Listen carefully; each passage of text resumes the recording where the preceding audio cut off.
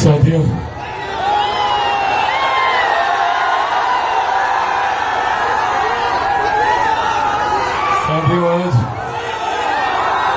आज जब यहाँ आप लोगों के बीच आया हूं तो आप लोगों से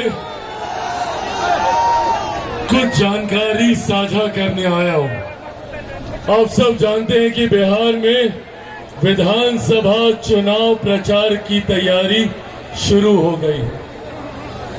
आगामी 6 तारीख को पहले चरण का और उसके बाद 11 तारीख को दूसरे चरण का मतदान है और 14 तारीख को नई बिहार में सरकार की घोषणा परिणाम सामने आ जाएंगे।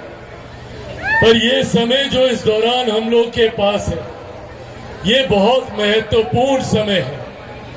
इस समय में लिए गए फैसले, इस दौरान लिया गया निर्णय हम लोगों के अगले 5 साल को प्रभावित करेंगे और ये 5 साल बिहार के इतिहास में एक स्वर्णिम काल के तौर पर देखे जाने वाले।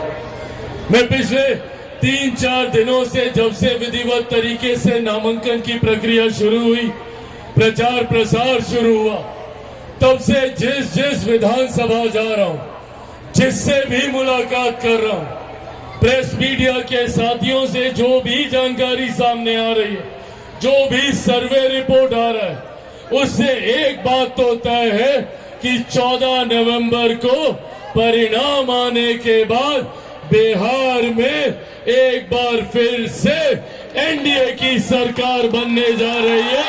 इसमें कोई संदेह नहीं। पर अब ये जिम्मेदारी हम सब के ऊपर आती है कि जब बिहार में एनडीए की सरकार बने, एक ऐसी सरकार जो मेरे प्रधानमंत्री नरेंद्र मोदी जी की सोच वाली सरकार हो, जो मुख्यमंत्री नीतीश कुमार जी की सरकार हो, जो जीतन राम मांझी जी के सहयोग वाली सरकार हो, जो उपेंद्र कुशवाहा जी के सहयोग वाली सरकार हो, उस सरकार में आपका प्रतिनिधित्व करने वाला साहेबपुर कमाल से आपका विधायक मेरे भाई सुरेंद्र कुमार और सुरेंद्र विवेक जी होने चाहिए। ये जिम्मेदारी अब आपके ऊपर है। साथियों, ये व्यवस्था का निर्माण करना जरूरी है।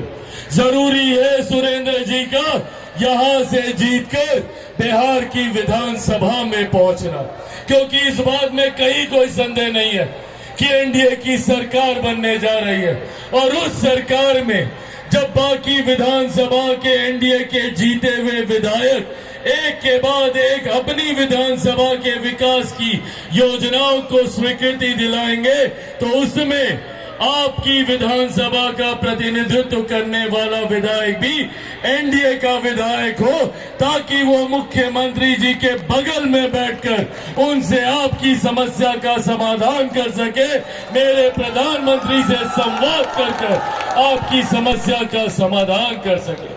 साथियों, आज मैं यहाँ पर कोई नेता नहीं, बेटा बनकर आया हूँ। बगल के जिले खगड़िया का हूँ। मेरे नेता, मेरे पिता आदरणीय रामविलास पासवान जी की जन्मस्थली खगड़िया रही, तो उन्होंने बेगूसराय को भी अपनी जन्मस्थली के रूप में ही प्यार और सम्मान देने का काम किया और आज उनका बेटा होने के नाते अपने पिता के अधूरे सपनों को पूरा करने आया।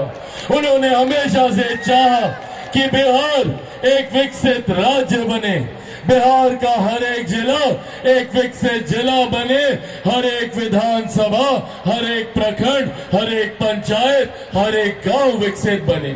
मेरे नेता, मेरे पिता से उनके रहते हुए उनसे जितना बना, उन्होंने बिहारियों के लिए करने का काम किया। पर मैं जानता हूं कि अभी भी उनके कई सपने अधूरे हैं और उन सपनों को पूरा करने के लक्ष्य के साथ निकला हूं। बिहार को फर्स्ट और बिहारियों को फर्स्ट बनाने के लक्ष्य के साथ निकला हूं। साथियों, मैं चाहता हूं कि बिहार में